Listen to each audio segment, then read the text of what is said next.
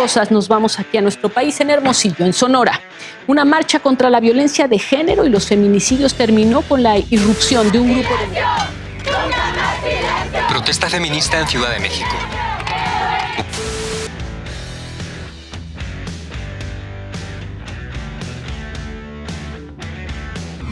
De la antigüedad a la mujer se le han asignado diversos roles que a lo largo de la historia han ido evolucionando. Según las circunstancias de cada época, encontramos mujeres desde los papeles más trascendentales, pasando por Cleopatra en Egipto, Catalina la Grande de Rusia y la Reina Victoria de Inglaterra, hasta su relego y casi ocultamiento al que se llegó durante el periodo comprendido entre los siglos XVII y XIX y principios del XX. Es así que mientras en épocas antiguas encontrábamos que la mujer podía ocupar tranquilamente el rol de líder, en la Edad Media se le vino a relegar abruptamente, dándole después en el Renacimiento un doble papel, representándola en primer término como el símbolo más amplio de la pureza, basados en la Virgen María, y también como todo lo opuesto, basados en la lujuria y en la supuesta tentación que representaba a la mujer en algunas ocasiones. Es por ello que hoy, en compañía de uno de esos símbolos de cambio, vengo a presentarles el cómo se ha desarrollado esa lucha de parte de las mujeres para hacer valer sus derechos y para equipararse a nosotros, quizás después de ese injusto relego al que los hemos sometido a lo largo de la historia. A lo largo del tiempo, las mujeres hemos tenido diferentes roles, muchos de ellos limitándonos en ciertas actividades, cuando a los hombres les ha convenido, por el simple hecho de ser mujeres quedamos tras bambalinas. Y no exactamente en el sentido de apoyarlos, sino quizá en el sentido de servirles y estar incondicionalmente para ellos. Esto por la vieja concepción de que nosotros no somos capaces de cuidarnos ni valernos por sí mismas. La lucha femenina por la búsqueda de nuevos espacios que brinden un beneficio personal y familiar se ha dado durante toda la historia. En la sociedad griega, siempre se nos dio un papel secundario y relegado por estar a la sombra de grandes figuras como filósofos, reyes y famosos pensadores de la época. ¿No les parece algo curioso que cuando estudiamos filosofía antigua, siempre nos muestran a Sócrates, Platón y demás, pero nunca nos muestran a alguna filósofa? ¡Ay, de por Dios! Y ni hablar de la época romana. Tuvimos un papel un poco más activo, pero sin embargo se tornaba más secundario cuando se nos remarcaba nuestra dependencia incondicional a nuestro marido, y más cuando se trataba de algún patricio. Y ni hablar de los plebeyos o de los extranjeros. Imagínense, ese papel tuvimos que cargarlo oficialmente hasta la era moderna, cuando por aquello de la revolución industrial se dio que ahí sí les convenía que nosotras trabajáramos para las fábricas, por un precio menor y por muchas más horas de trabajo. Y a la vez es que éramos madres, éramos esposas. ¿No se les hacía un poquito familiar este tema? Con el paso del tiempo, este tipo de evidencias desgraciadamente se volvieron parte de la cotidianidad, y eso en nuestra cultura. En otras, más conservadoras, hablamos también de prácticas como la ablación, que aún no se ha eliminado por completo hasta el día de hoy, de la dilapidación, de las expulsiones del hogar, el abandono, ahora también manifestado ese relego, ese rechazo en la violencia intrafamiliar de todo tipo, y en otras tendencias contemporáneas como el abuso y el acoso sexual o laboral hacia las mujeres. Sin embargo, no todo han sido sumisiones. A lo largo de la historia, distintos brotes de cambio se han gestado entre las mujeres de distintas latitudes. Sin embargo, en Occidente encontramos episodios muy puntuales que remarcan el coraje de las mujeres en su lucha por la igualdad personal, laboral y cultural. La primera manifestación pública que reclamó el derecho al voto de las mujeres se dio en 1848, cuando la norteamericana Elizabeth Cady Stanton pidió igualdad con el hombre en la propiedad, el salario y la custodia de los hijos, así como la participación testimonial en la corte. Posteriormente, se registró la heroica huelga de las obreras textileras en la fábrica Cotton de New York el 8 de marzo de 1857, cuando por pedir la disminución de las 12 horas del trabajo e igualdad en los salarios y cese del abuso de parte de los patronos, 120 mujeres fueron incendiadas en el interior de una fábrica donde éstas hacían sus reclamaciones. ¿No les suena de casualidad que esto ocurriera un 8 de marzo? Otra de esas luchas feministas que se recuerdan con gran ahínco es aquella también en Londres en 1909, cuando tras una violenta manifestación las mujeres se expresaron ante el Parlamento inglés para que éste les reconociera su derecho al sufragio. Igualmente, en 1910 Clara Zetkin, una de las grandes dirigentes del proletariado alemán, propuso en un evento internacional dedicar el 8 de marzo como conmemoración a esa lucha para la consolidación de los derechos de las mujeres internacionalmente.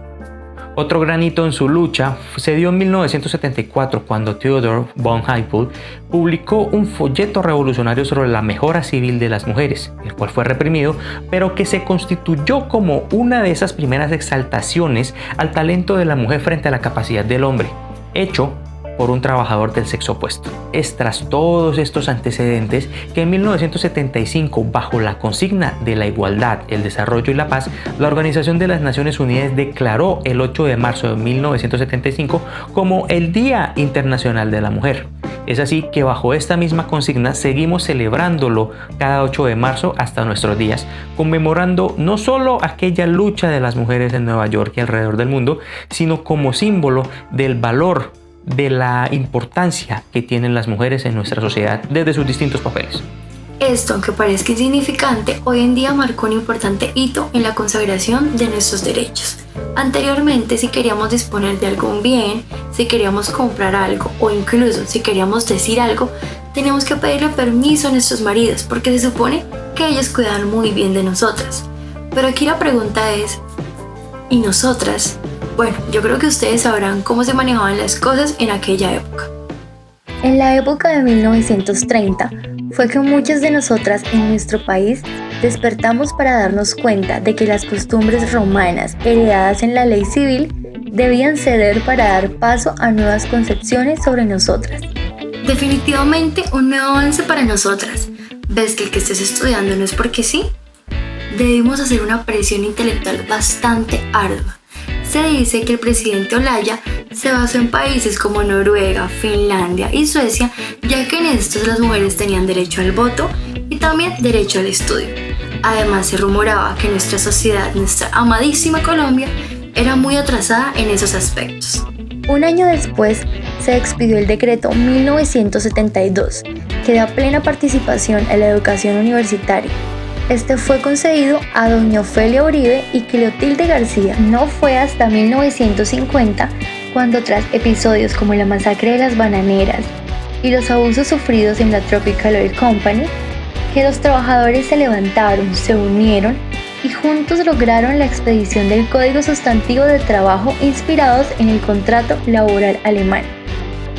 Y de esta manera establecieron los mínimos de las relaciones laborales y las situaciones especiales que habían de tenerse en cuenta para nosotras. Pero, ¿y qué pasaba con el voto de nosotras? Si ya la mayoría de países en Latinoamérica dejaban votar a las mujeres en esa época. Bueno, en este asunto debo advertir que en nuestro país siempre se ha tenido una cultura machista. En ese sentido, Colombia fue uno de los países que más se demoró en Latinoamérica en adoptar reformas como la del voto femenino. Este no se logró hasta 1954 en el gobierno del general Rojas, y lo más curioso del asunto era que existía cierta dicotomía en este asunto. Esto porque ellas podían ejercer cargos de elección popular desde 1936, pero curiosamente todavía no podían votar. Finalmente, el acto legislativo 03 de ese mismo año fue el que les brindó el derecho al sufragio. No obstante, debe acotarse que fue un asunto de gran importancia. Esto porque la Iglesia Católica fue una de los actores que influyó mucho en que se volviera esto una lucha bastante apretada en el Congreso.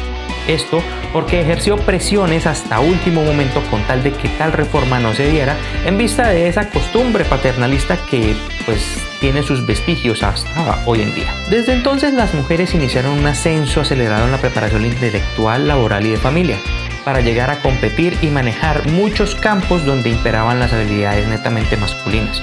Colombia firma la Convención sobre la Eliminación de todas las formas de discriminación contra la mujer en diciembre de 1979 en la Asamblea de las Naciones Unidas. Y no fue hasta 1981 que mediante la Ley 51 el Congreso adoptó tal legislación. A pesar de la gran participación política y social de la mujer en altos cargos nacionales, continúan afectándose gravemente las diferencias en su salud, en su educación, en este tipo de discrepancias que pueden haber laboralmente, puesto que en Colombia aún se da el hecho de que aunque la mujer haga lo mismo que un hombre, no sigue ganando igual y en la misma proporción, no se le tiene quizás el mismo reconocimiento que quizás a un hombre. Es en este sentido que la Constitución Política de 1991 da un gran salto adelante para dar a entender que todos somos iguales ante la ley. Pero lo interesante viene ahora. Si bien ya se tenían algunas victorias, es a finales de los siglos XX y principios del XXI donde estas realmente se han fortalecido.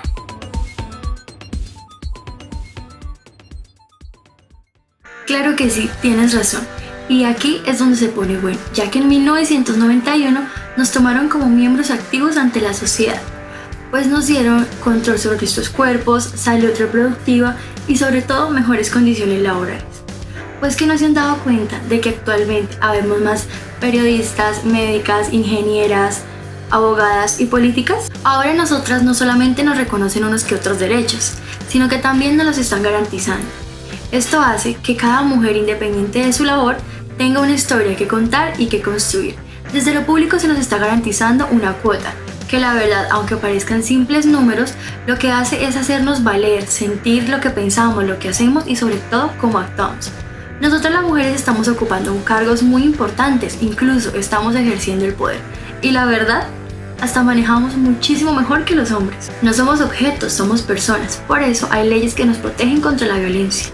Nos dan los medios, castigan al que nos ofende, al que nos acosa o a cualquiera que nos quiera pisotear o humillar.